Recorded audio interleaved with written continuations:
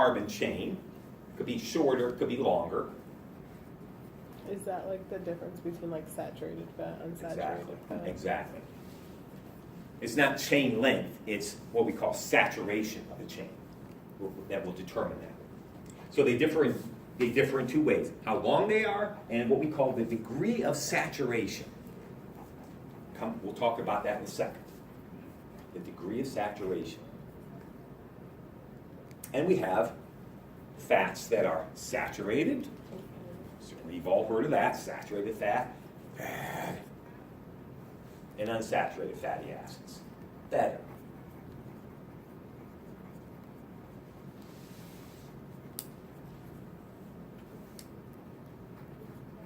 Saturated, the unsaturated. All right, so what is the difference here? Probably know the saturated fatty acids are not so helpful, usually very tasty, but not so helpful, whereas the unsaturated are better for you and frequently less tasty, depending on your taste buds. Okay, so here is what we call a saturated fatty acid. Nothing here you have to write down, get the big point, get the big picture here. Why are we calling this saturated? Because all the bonds are filled. All of the carbons have formed how many covalent bonds? 4. The entire carbon chain here, right? Our central, we know this is an organic molecule because of the carbon, with all the carbons here. All the carbons have formed 4 covalent bonds. 1, 2, 3, 4. We say it is saturated with hydrogen atoms. Completely saturated. All right? Yeah, does that go for all saturated? Yes. Saturated fatty acid is a saturated fatty acid, no matter what type it is.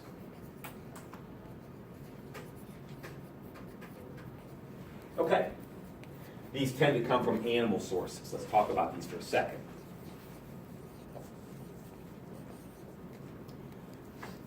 And are solid at room temperature.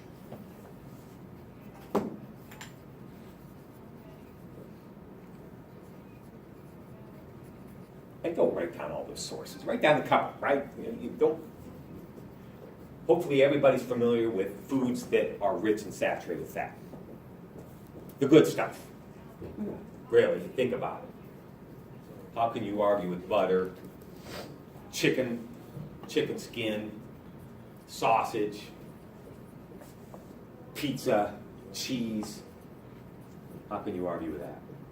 Doesn't get better than that. Now they tend to be solid at room temperature. So when heated, these fats will go into the liquid state. But once they go back to room temperature, they solidify again.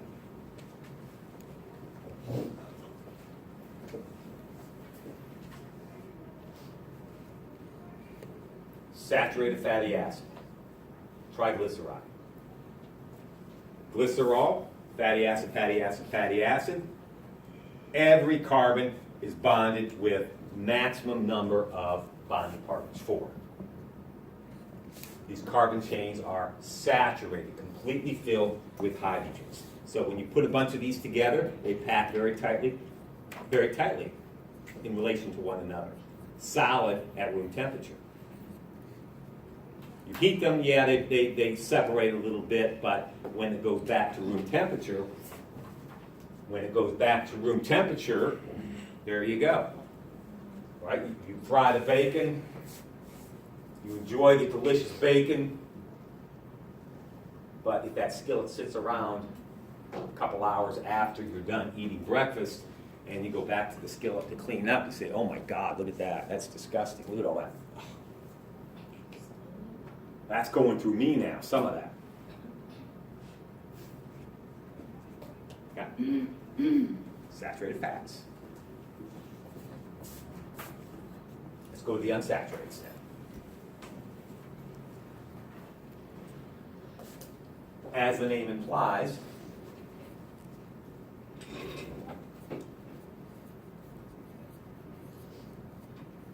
fatty acids have a slightly different chemistry.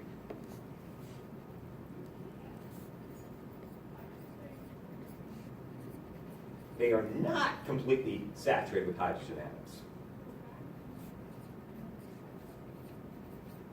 due to the presence of carbon-carbon double bonds along the central carbon chain.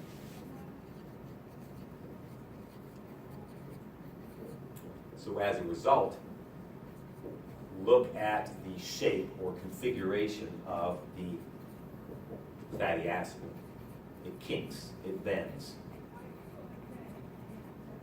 due to those carbon-carbon double bonds. Maybe one, maybe two, maybe multiple, depending on the fatty acid.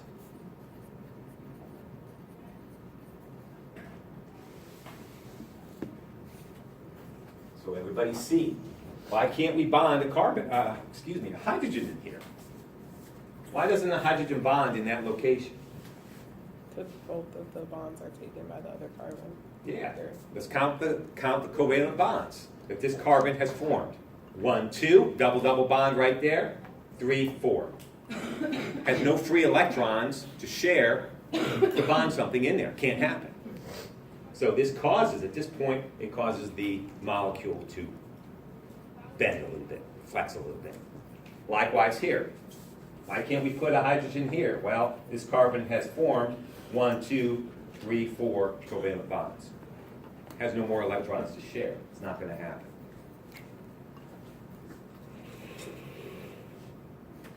Okay. These tend to come from plant sources, unsaturated fats,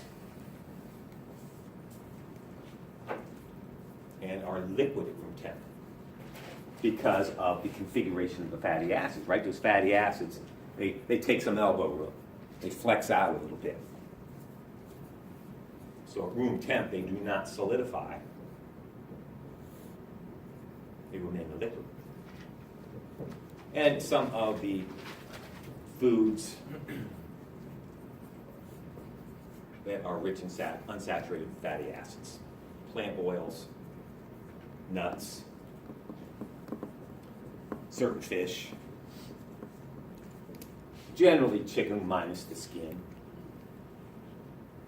more the white meat than the dark meat. Is that why with like the natural peanut butter and hummus, like the oil separates the top? I don't think so. The natural, I don't know why it doesn't separate. I think it's just because it's not mixed in with it, for whatever reason that is. I don't know. I can't answer that. Don't know. I have a question. Like, where would coconut oil fall in? Because it's like, it's liquid between a certain temperature Yeah. and solid, but it's all like relative to your room temperature. Right. And coconut oil is kind of in between these two. I wouldn't cook. I wouldn't have a lot of coconut oil. It has enough fat in it, in the oil. Not ones ones you want to have a lot of. Stick with something like canola oil is good, or olive oil is good. I thought coconut oil is better for you than olive oil. Not to my knowledge. It's good for your hair. Good for your what? Your hair. Yeah, it's good for a lot of things. Okay, so glycerol, fatty acid, fatty acid, fatty acid. You can see the locations of the carbon-carbon double bonds. See what's wrong with this image? It has 2 double bonds, like the other one. Yeah, but what's wrong with the way this, They're not this slanted. is depicted? It's not It's not kinking out. It's not bending. It's not flexing. It's not showing that in this image. These should bend, flex, do something. There we go. Unsaturated. Just another way to write the same thing, just a little easier. So you can see the locations here. You take organic chemistry, you'll do stuff like this, but there's your carbon-carbon double bond here and here and here. You can see how things flex. It's just a shorthand way to write it. Okay, just a quick word about trans fats. You've all heard of the evils of trans fats. And how some communities have banned trans fats. I mean, New York City is one. And it's not that good for you.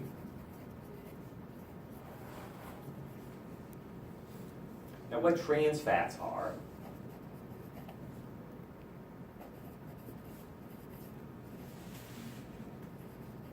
they're created through a process called hydrogenation, where basically you're converting an unsaturated fat to a saturated fat through this process of hydrogenation.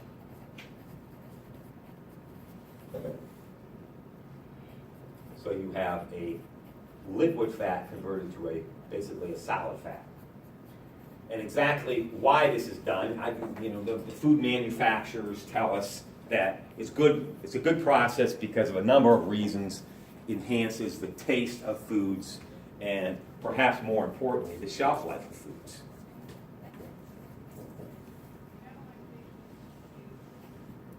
So it's used in the preparation of a lot of good stuff, stuff we like.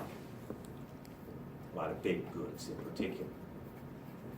There are some health risks with it. Why? Yeah, It's not clogged arteries. natural. We'll get to that in a minute. But basically what you're getting is a saturated fat instead of an unsaturated fat when the molecule is hydrogenized. So, yeah, is it horrible? No, but read labels. Manufacturers are now made to list the amount of what we call the trans fat in the product.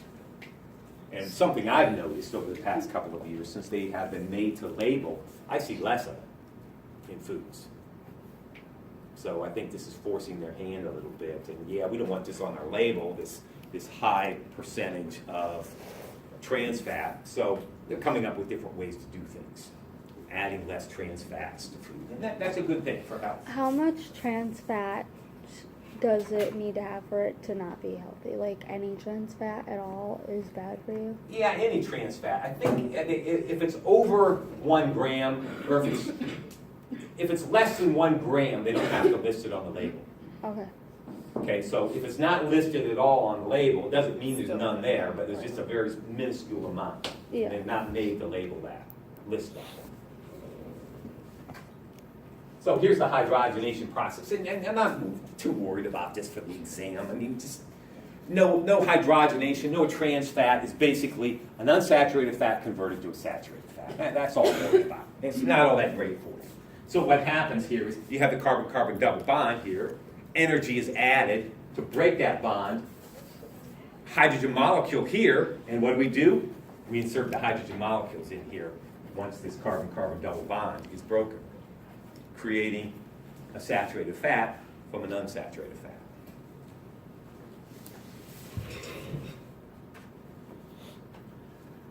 Okay.